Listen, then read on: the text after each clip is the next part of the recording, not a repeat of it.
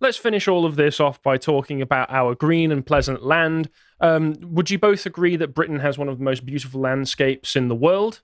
Certainly. I'm from Cheshire. Cheshire is home to a number of areas of great beauty, great natural beauty. Some of the market towns I'm familiar with are noted for having beautiful areas that are very well kept by local authorities. Well, prepare to say goodbye to that under Labour, because Labour is planning a shake-up, according to this Telegraph article, that will force councils to back onshore wind farms, and not just normal eyesore onshore wind farms, but enormous onshore wind farms with potentially wind turbines going over 800 foot. Gosh. This is what has happened is Ed Miliband has refused to set a height limit. And as such, in Scotland, for instance, which never, I don't think, had these height limits to begin with, but they've approved one which is going to stand more than 823 foot. 823 feet in the air. You mentioned that Britain actually has got some very, very beautiful landscapes and vistas. Absolutely. Even sort of the South Downs and some of the moors. Yeah, the Welsh valleys. Unbelievable. Oh, yes. Cumbria and the lakes. Yeah. For me, one of the most beautiful things on our isle are the Scottish Highlands. They're absolutely breathtaking, often. Absolutely breathtaking. The amount of shade I've thrown with my tongue in cheek at Scotland. Their land is absolutely beautiful. They know how to take it. Yeah, I know. It's all right. They'll down a bottle of Bucky, they won't even remember. Yeah. Most jocks have got a sense of humour. Scotland is lovely. It's absolutely lovely. So to sort of just spoil it with gargantuan wind farms. And presumably they're going to go on hills and so forth to get the maximum wind flow. And of course, you know, one of the beauties of England are its deforested hills, because I just love the moss and the grass. And there's, you know, you just think of, you know, Elgar, you know, thinking of Nimrod going through the Malverns, and the idea that you're going to see a bank of these white elephants there is tragic. And you know, on coming on a train here to beautiful Swindon, I passed 5 of these things, none of them doing anything. Right. You know, because the fact is, actually, if it was windy every day and if it was sunny every day, we actually do have already enough capacity to fund to energize the country. But of course, it's not windy every day, it's not sunny every day, and the big problem here, of course, is that we don't have storage technique. You can't store the energy from wind power or from solar power. And I just think, what are we doing here when we don't actually have the mechanisms yet to actually cope with having a solar and wind power, you know, grid? You're quite right. Yeah, absolutely. From what I've read, and I was looking, I'll refer to a Bjorn Lomborg article at the end of this. He was saying that basically, if you wanted to have the capacity to store all of the energy that would be produced by this, if they were running at max efficiency all the time, which, as you say, would mean that you would need to be windy and sunny every single day of the year, then you would need to develop new technology for it. The technology for battery storage that we have would not reach the capacity needed, and also that means that a lot of batteries end up getting chucked away, and they end up in places like Africa and in the subcontinent, where they end up clogging up rivers, releasing toxic agents into the rivers. Terrible, terrible effects on the environment, ironically enough. And that's not to ignore that I actually looked up before this. Okay, how many wind turbines would you need in Britain if you wanted to power the entire grid all year round? And it said 7,000. And then I looked up, well, how many are there? 11,500. Okay, so why aren't we entirely wind powered all of the time then? Well, it's because they're rubbish. They only work when the wind is blowing. And even then, they only get maybe 40 to 60% efficiency anyway, because a lot of the energy doesn't get transferred to the grid that they produce. And of course, what happens now is when it isn't, you know, windy or sunny, the government, the country fuels up the gas power stations to provide to fill the void. But of course, with this government's ridiculous 2030 policy of stopping and having net zero by 2030 in terms of energy, there won't be any gas-powered stations to actually fill that void. You know, my main concern about all of this is energy security. And solar and wind power right now will not provide us with energy security. and we could have avoided everything we've avoided post the invasion of Ukraine if we hadn't had someone like Nick Clegg and his time in office, when he basically said in 2010 or 2011, oh, well, we're not going to go down the nuclear path because it'll be 2022 by the time that comes online. Well, I'm sorry, that was more or less just before we had the invasion of Ukraine. All of our prices went Would have up. been useful. One of the reasons the economy tanked was because of our high energy prices. And we now have these wonderful small nuclear reactors we could have put in place. I wish we had embraced France's policy on nuclear power. We wouldn't be in this situation. It would be far easier to get towards this 2030, 2035 policy that the government foolishly is pursuing. That's ridiculous logic as well, because the idea that Clegg was putting forward is we can't do that. It would take too much long-term thinking. And that's the problem with all of our governments for far too long, is that they are entirely in the short term, except at the same time they're holding these two ideas in their mind at the same time. Well, we can't do nuclear because it's too long-term planning needed. But also we can do Project 2030, net zero by 2030, which also requires lots of long-term thinking, except long-term thinking in the entire wrong direction. Thanks for that, Nick.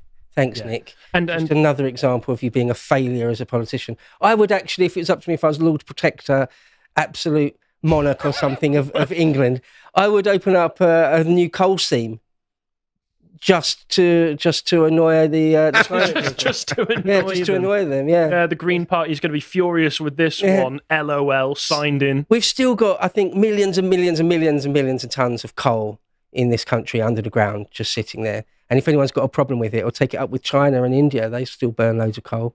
Yeah, and on the nuclear issue as well, I've seen some graphs. The real answer is to build half a dozen nuclear power stations, isn't it? That's the real answer. Well, I've seen some graphs talking about, if these plans go ahead, how much of the power grid will be powered by however so much by renewables. And on those, nuclear from right now to 2025 to 2030 to 2035 barely shifts. It's at however so many percentage points now, and then by the time we get to 2035, it's maybe 1 or 2 percentage points. Whereas wind and solar explodes, and that's incredibly wishful thinking. And we were the world leaders with nuclear power. Britain led the whole world from the 1950s onwards when it came to nuclear power. Wind scale. Yet another of those great achievements of the genius of the British mind, which we actually have never actually lived up to its full expectations, or haven't pursued, as other countries have taken that mantle from us.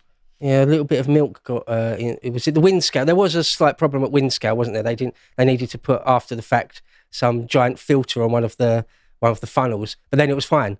But people say, oh, there's 3 Mile Island. There was a bit of a problem. Fukushima, oh, don't you remember Chernobyl? We can't do it. It's like, well, that's not...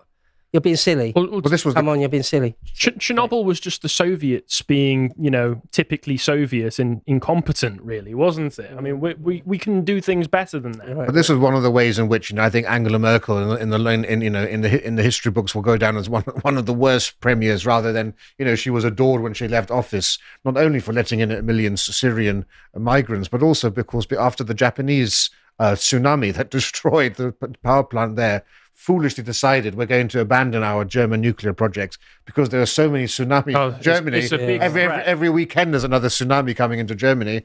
And those north coasts, and man, then they're dangerous. Went cozying up to Putin and the Russians and became dependent on the Russians for oil and gas. And of course, and then you had that famous scene of Trump at the UN chastising the Germans for being reliant on Putin, and they cut to scenes of them laughing. And then, of course, we saw what happened afterwards with Ukraine, didn't we? Oh, yes. Yeah, and everything that happened with Nord Stream as well, which I covered a bit of what was going on with that yesterday. A lot of the reporting, as I said yesterday, very suspicious regarding the narratives that are suddenly being produced about Nord Stream. No, it was Ukraine. It was all Ukraine. Very, very strange. I feel like it's one of those stories like JFK or 9/11. Just you're not encouraged to really look at any of the detail properly.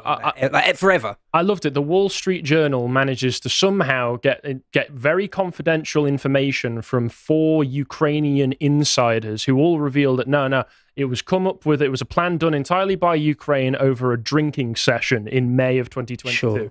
Sure. Really. Anyway, that's neither here nor there. But anyway, so what's actually going on is that the Housing, Communities and Local Government Department which I believe is headed by Angela Rayner. They've released new national planning policy frameworks which say local planning authorities should support planning applications for all forms of renewal and low carbon development. And what this will mean is that they will push through.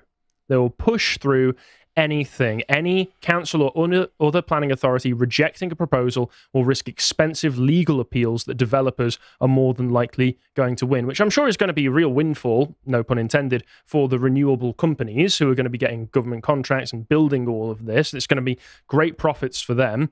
Ed Miliband, as I mentioned, he's not setting any height restrictions on them, so you're going to get wind turbines literally the size of skyscrapers that would dwarf the Shard, that would dwarf the Gherkin from London all across the countryside.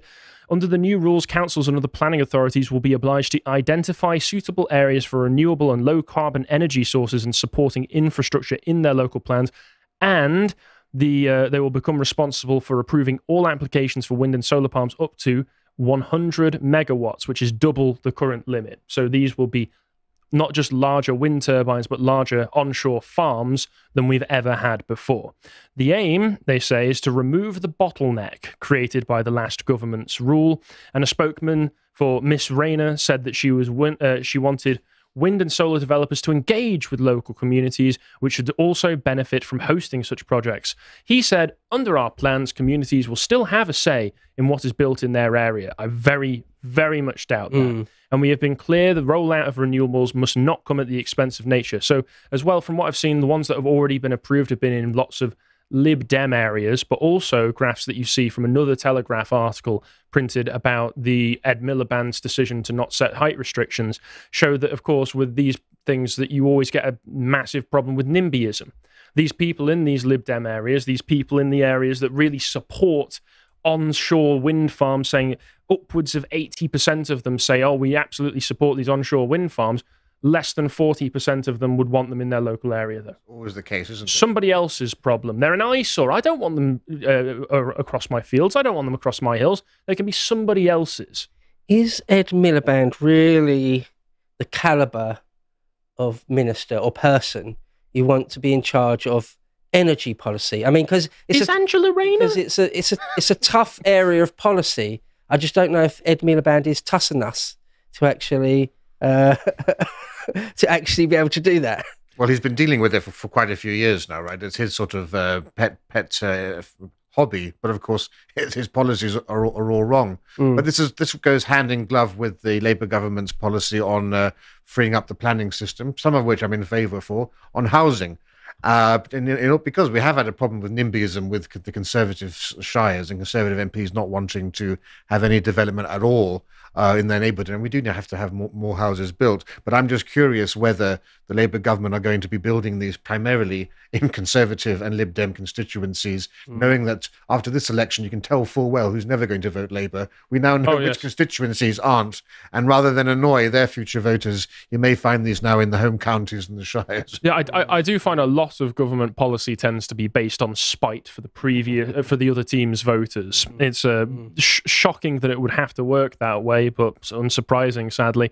So it says as well, some areas will retain protection from large developments, and organisations like Natural England are trying to accelerate efforts to classify parts of the English countryside as national landscapes in order to protect them from this happening to them. In particular, the Yorkshire Wolds and Cheshire's Sandstone Ridge are both currently unprotected but are considered particularly vulnerable are in line to be classified as protected areas. Now, I've not been to the Yorkshire Wolds, but being a Cheshire man, I'm very familiar with the Sandstone Ridge. I've walked across parts of it.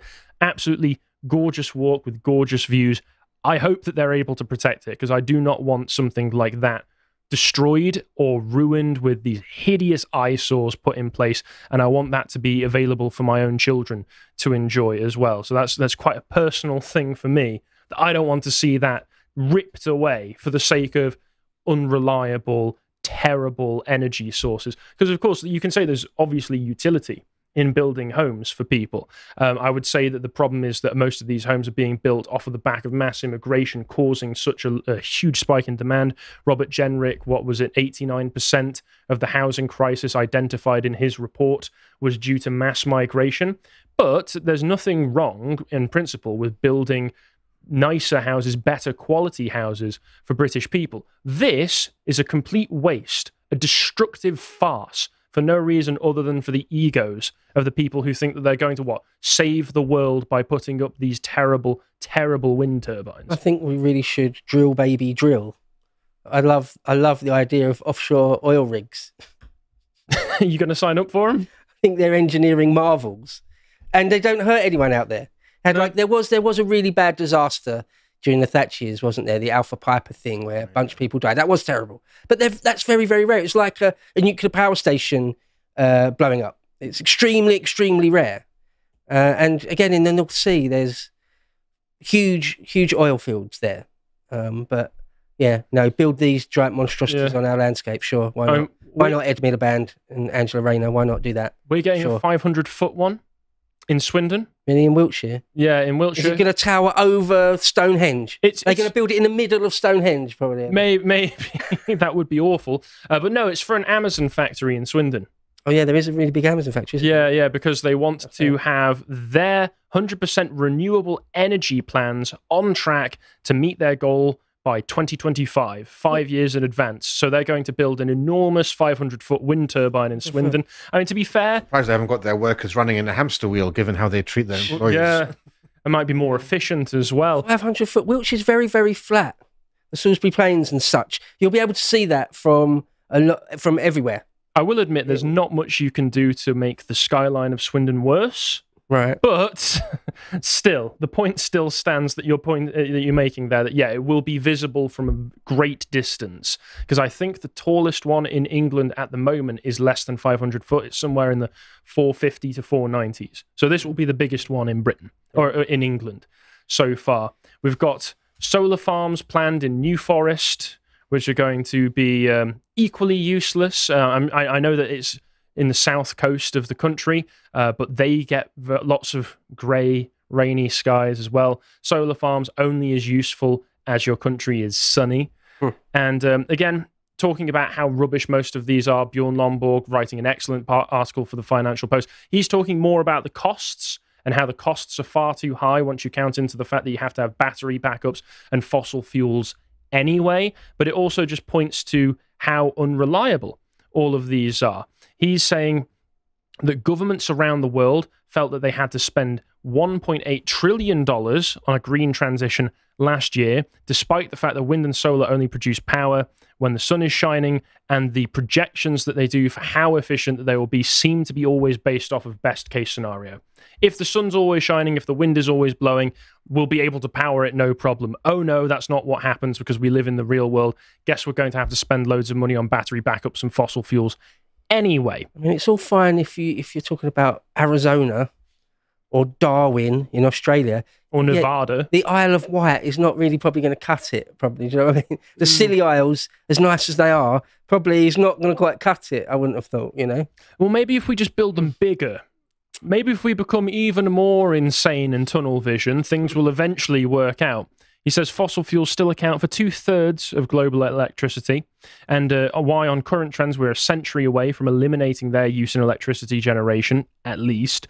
The usual way of measuring the cost of solar simply ignores its unreliability and tells us the price when the sun is shining. The same is true for wind energy. If you account for reliability, their costs explode. In 2022, one peer-reviewed study showed an increase of 11 to 42 times the cost, making solar by far the most expensive electricity source, followed by wind. Research shows that every winter, when solar is contributing very little, Germany, for instance, has a wind drought of 5 days on average when wind turbines deliver almost nothing. So if we get anything similar up here, similar problem. And current estimates of the cost of solar and wind also ignore the cost of recycling spent wind turbine blades and exhausted solar panels. Already, one small town in Texas is overflowing with thousands of enormous blades that can't be recycled. So these are all of the problems with it. Is it worth destroying large swaths of the countryside over by top-down fiat because the government has policies that say you can't do much against it? No. Surprisingly not. I don't think so. Anything to add? No, I mean, the only green power that I've really seen working effectively is hydropower.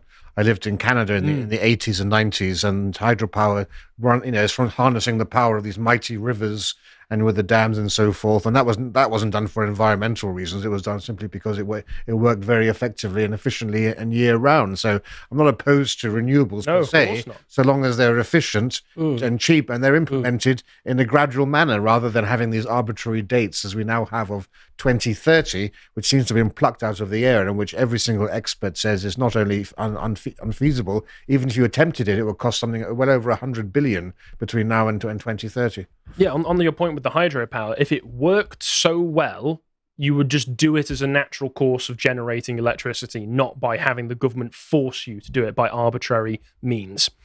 I hope you appreciated that segment from the podcast The Lotus Eaters, and if you want to see what else we're up to, you can follow our series Lads Hour, where we always have a good bit of fun and have a bit of a laugh. It's behind the paywall, so you get to see all the things that you wouldn't normally see on things like YouTube. And if you want to see all the other work we're doing, you can follow us on Twitter, where we post links to everything. Thank you very much for watching, and goodbye.